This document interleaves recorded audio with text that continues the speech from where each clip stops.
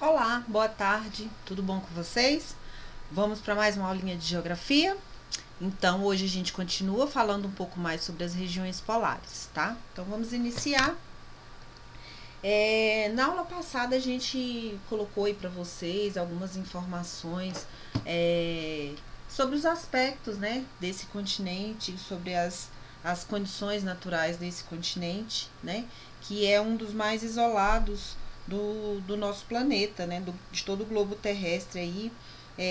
Quando a gente faz uma observação da composição dos continentes, a gente vai sempre observar ali uma região com uma mancha branca, né, que transmite aí a ideia de uma região muito fria, uma região muito vazia, né, uma região inóspita, ocupada apenas aí por pesquisadores, por bases científicas que a gente vai ter nesses locais e pela fauna e flora que a gente vai ter também adaptada a essa localização, tá? Mas se a gente pensar no continente antártico, nem sempre ele foi dessa forma, né, que a gente pode observar toda essa camada que a gente observa hoje, essa densa camada de gelo que é observada no continente antártico, mas isso nem sempre foi assim, tá?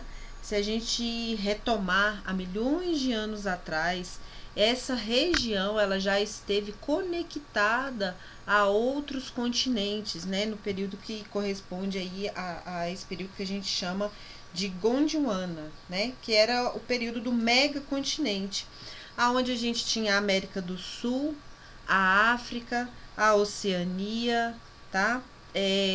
A Índia, então todas essas regiões elas estavam conectadas, né? E por um processo de milhões de anos a gente vai ter o desmembramento, o desligamento desses territórios.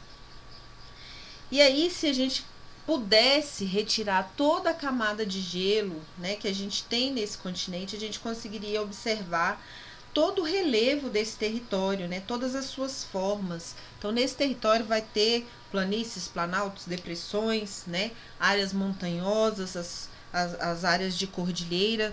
E aí a gente consegue, então, observar, como na aula passada eu comentei com vocês, nós temos a cordilheira, né, as montanhas transantárticas, né, a cordilheira transantártica. Então, essa cordilheira aqui, ela seria como se fosse um prolongamento da cordilheira dos Andes, antes nessa conexão, né, de todos esses territórios interligados aqui. Então, nós temos aí essa região montanhosa atualmente, tá? E ela vai ser o divisor, então, da porção leste ou porção antártica oriental, tá? E da porção oeste ou antártica ocidental, tá? Então, nós temos essa divisão aí.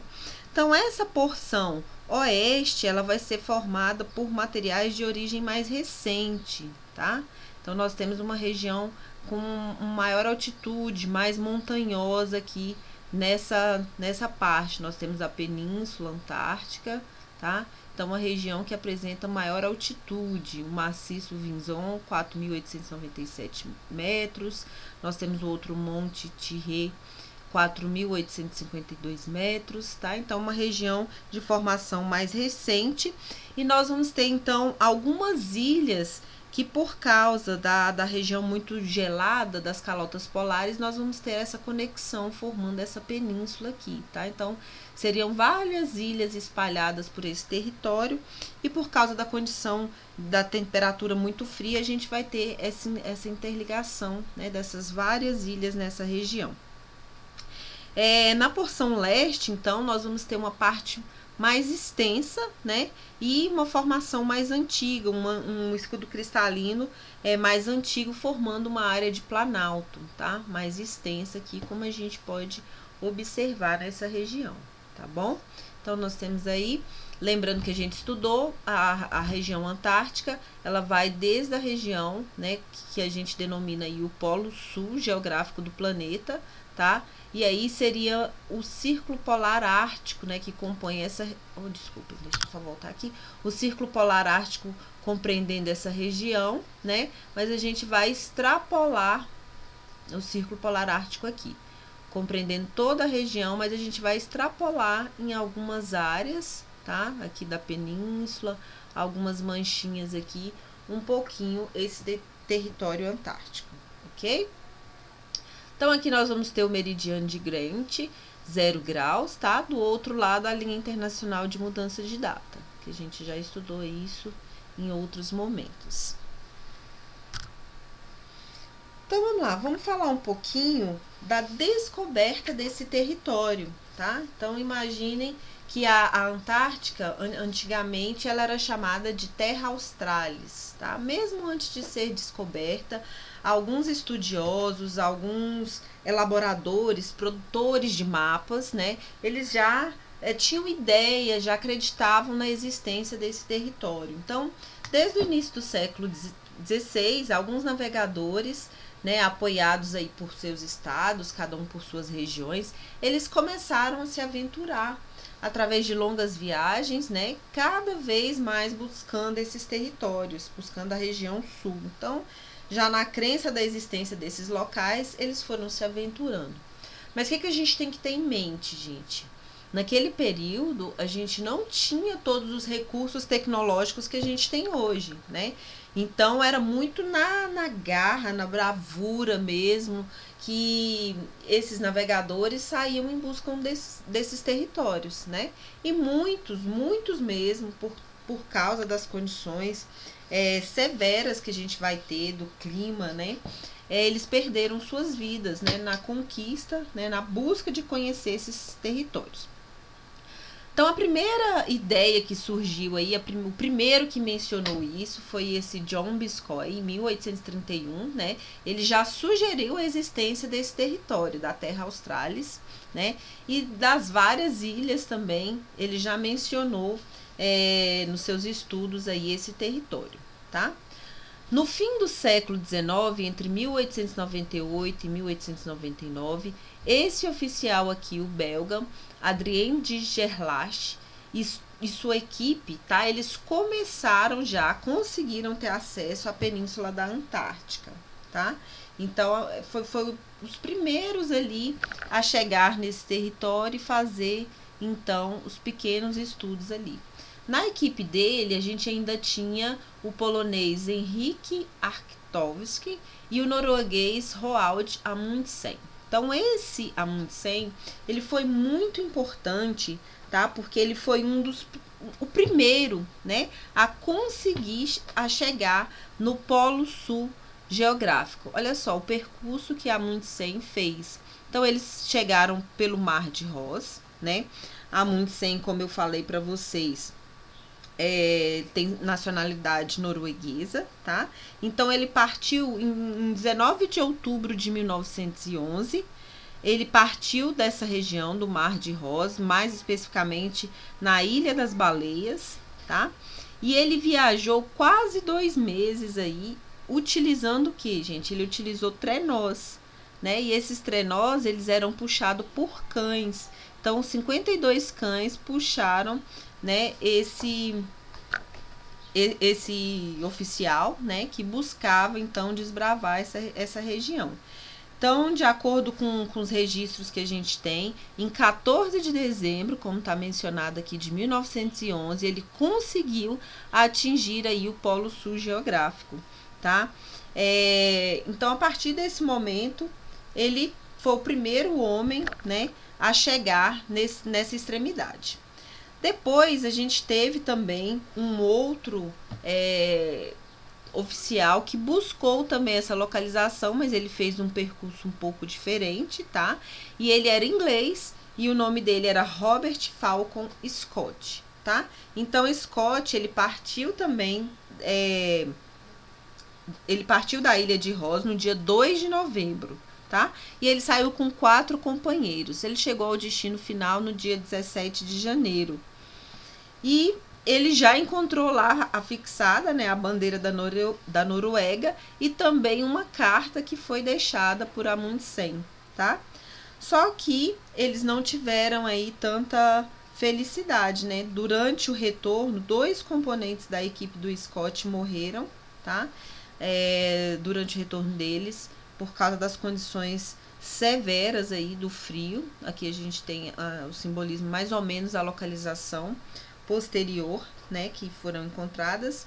E no dia 29 de março também foi a última anotação do Scott, tá? Porque ele também veio a morrer, né, antes de finalizar aí essa viagem de expedição, devido às condições de frio extremo, né, e fome também, as fortes tempestades. Então eles não resistiram. Os corpos deles só foram encontrados 8 meses depois, né, numa condição climática mais amena. Então foi uma das condições. Hoje a gente vai ter uma estação de estudos, de pesquisa, com o nome dos dois, tá? Amundsen e Scott. Daqui a pouco eu vou mostrar para vocês também. Então essa foi a descoberta desse território oficialmente, tá? Começa aí primeiramente com a ideia, mas quem então atingiu esses territórios aí foi Amundsen e posteriormente o Scott. Vamos falar um pouquinho então desse território tão interessante aí, e por que é tão interessante a gente tentar preservar essa região. Então hoje a gente tem um tratado antártico, né, e temos também o protocolo de Madrid. Então foi um acordo assinado. Então desde 1946 os Estados Unidos eles foram realizando expedições para esse território, né, e aí junto com outras regiões, a Suécia, a Noruega, a Inglaterra, eles foram realizando as pesquisas de interesse internacional, tá? Porque essa região ela vai ter aí vários recursos naturais, né, para serem explorados ainda, mas é uma região muito sensível, né, uma região que qualquer alteração ela impacta de modo muito severo em essa região. Então foi mobilizado aí vários países, cientistas de vários países, né, defendendo essa ideia de realizar um tratado, um acordo, para que houvesse ali o estudo científico nesses territórios, mas que ele não fosse explorado, né, para fins militares, para fins políticos. Mas alguns territórios ainda vão buscar, mencionam aí que eles detêm esse território, né, que esse território deveria ser deles, de repente pela proximidade que está vinculada, tá? Então, a partir do acordo que foi definido, ficou organizado que toda a área que esteja localizada ao sul do paralelo 60 graus, ela deve ser utilizada somente para fins pacíficos, tá? Então, nada a partir do grau 60, tá? Deve ser estudado, feito qualquer, aqui ó, a partir do grau 60 graus, tá? A partir do círculo polar ártico. Então nós vamos ter aí depois os 60 graus. Então todo esse território não deve ser explorado para fins militares, ok? Então apenas pesquisa científica nessas regiões. Então essa pesquisa deve ser voltada com total liberdade para todas as nações que assinaram um compromisso, tá, de cooperação mútua. Esse acordo, ele tem a ideia de durar 30 anos, tá, essa internacionalização, todos que têm direito ali à exploração. E ele também não deve ser explorado exclusivamente por nenhuma nação, tá? Só que esse prazo de 30 anos, ele já finalizou. Isso aconteceu lá em 1991. Só que ele também foi prorrogado por mais 50 anos. Então, o período final, né, vai ser em 2041. Então, até lá, esse continente ele está protegido da exploração dos seus recursos, tá? Explorar economicamente esses recursos.